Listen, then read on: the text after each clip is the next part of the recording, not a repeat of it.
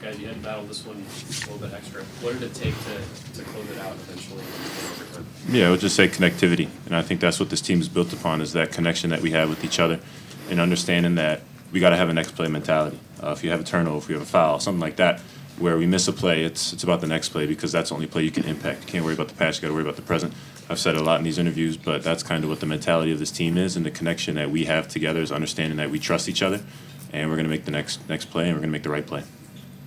I say just kind of piggyback what he said, that next play mentality. Obviously, we didn't have the best game we could have played. Shots weren't falling, especially in the first half. But I think our guys did a great job of reacting to that in a positive way.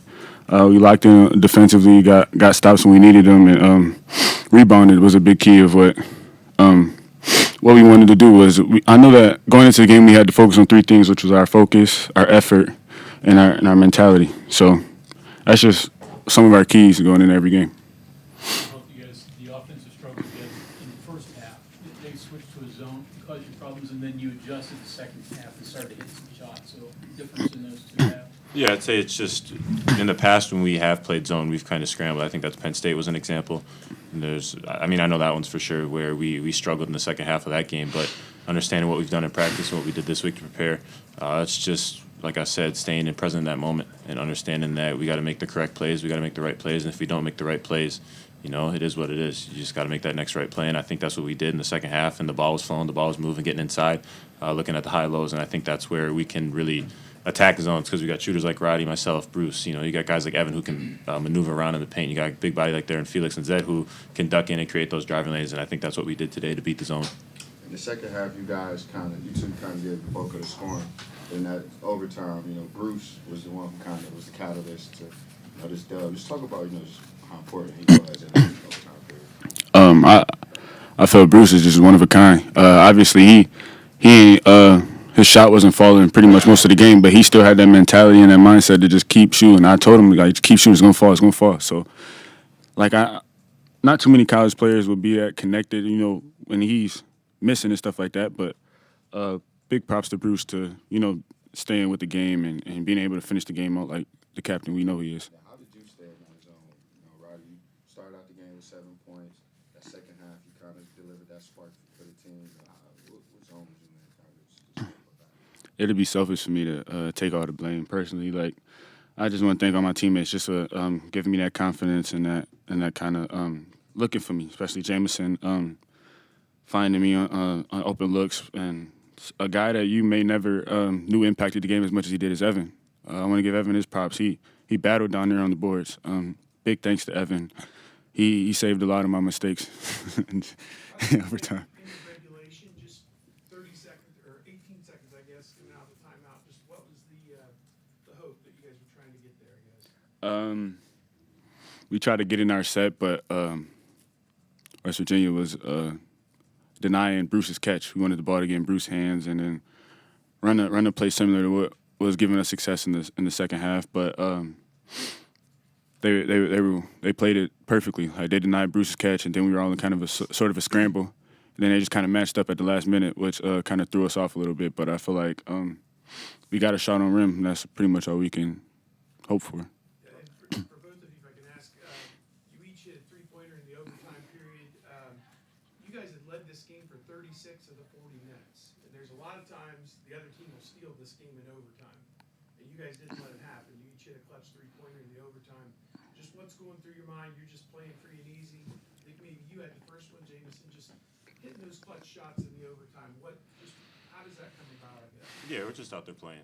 We're playing the game we love, and then get extra basketball, get extra 5 minutes. But in the end, it's like I said in the first question. It's connectivity. It's understanding that mistakes are in the past, and it's understanding that we got to go out here and play this 5 minutes. And you can't look back on what has happened because you have no impact on it. You can't affect that. You can't change that.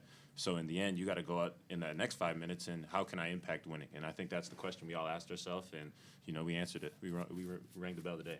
And Roddy, that last one, Bruce hit with about 2 minutes to go, made it 5 or 6, and made it real hard for them to get all the way back in this game. Just what you thought about what he did on that? Like I said, just the kind of focus Bruce brought to that game. Him not being able to get his scoring going, but he was still that leader that we expect him to be. He was a great facilitator this game.